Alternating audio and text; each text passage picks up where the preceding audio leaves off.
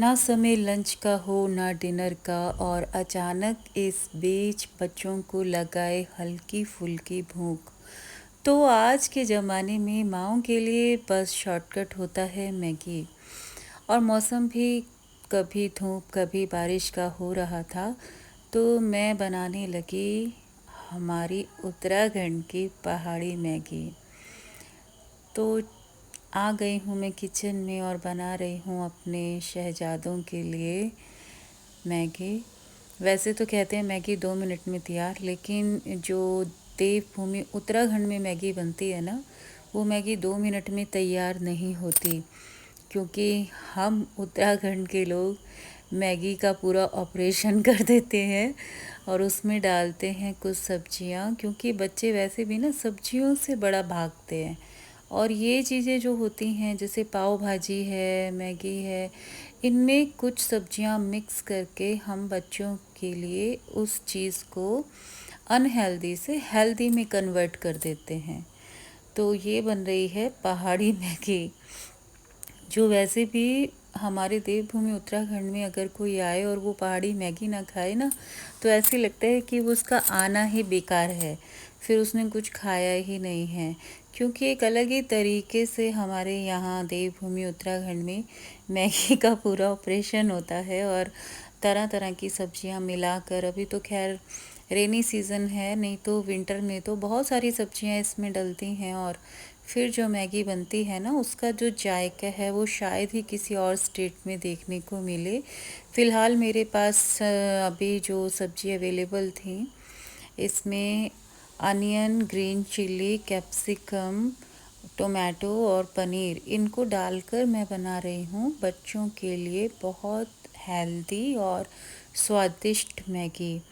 ये मैं अब कैप्सिकम डाल रही हूँ क्योंकि अनियन अच्छे से फ्राई हो चुके हैं, और ये भी मैंने इनको बटर में फ्राई किया है, क्योंकि जो टेस्ट बटर में आता है ना मैगी का, वो किसी और उसमें आ ही नहीं सकता। कि आप कोई रिफ़ाइंड डालें या घी डालें देसी घी, तो उसमें वो टेस्ट नहीं आएगा जो बटर से आता है। तो मुझे बड़ा मज़ा आता है जब बच्चे अचानक से डिमांड करते ना, तो वो होता है हम मम्मियों का जो होता है ना कि कुकिंग का अचानक से टेस्ट, कि अब हम फटाफट क्या बना सकते हैं।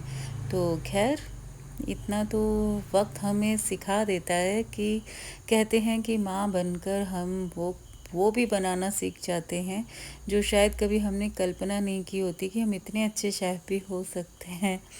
और अब क्योंकि ये जो कैप्सिकम है ये भी हल्की सी फ्राई हो चुकी है, और इसके बाद डाला है मैंने टोमेटो। उसमें मैगी मसाला के साथ ये हमारे जो हिडन इंग्रेडिएंट्स होते हैं ना, जिनसे असली जायका आता है, वो पूरा ऐड किया है। क्योंकि थोड़ा सा साल्ट भी डाला है, क्योंकि इससे ना मैं जो टमाटो होते हैं वो आसानी से थोड़ा से सॉफ्ट हो जाते हैं। और अब मैं डाल रही हूँ इसमें मैगी।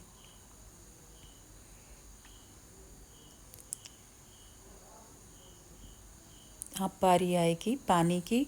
पनीर को हम सबसे लास्ट में डालते हैं। अब मैं इसमें ये जो हमारा पनीर है इसको भी डाल दूंगी। ये होममेड पनीर है।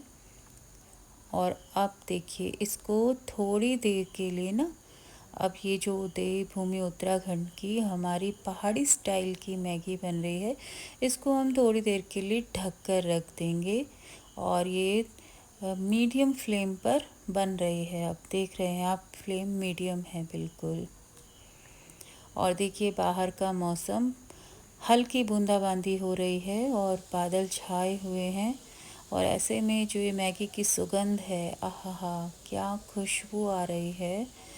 और ये आधी बन चुकी है। अभी मैं आपको थोड़ी देर में फिर से दिखाऊंगी। अभी इसको फिर से थोड़ी देर के लिए मैं ढक दूंगी, और थोड़ी देर के बाद जब ढक्कन हटेगा, इसका लिड हटाएंगे, तो आप देखिएगा कि जैसे बिल्कुल नमकीन पुलाव होते हैं ना, उस तरह का लुक आ जाता है मैगी का। तो अभी थोड़ी देर और मैं इसको ढक दूंगी।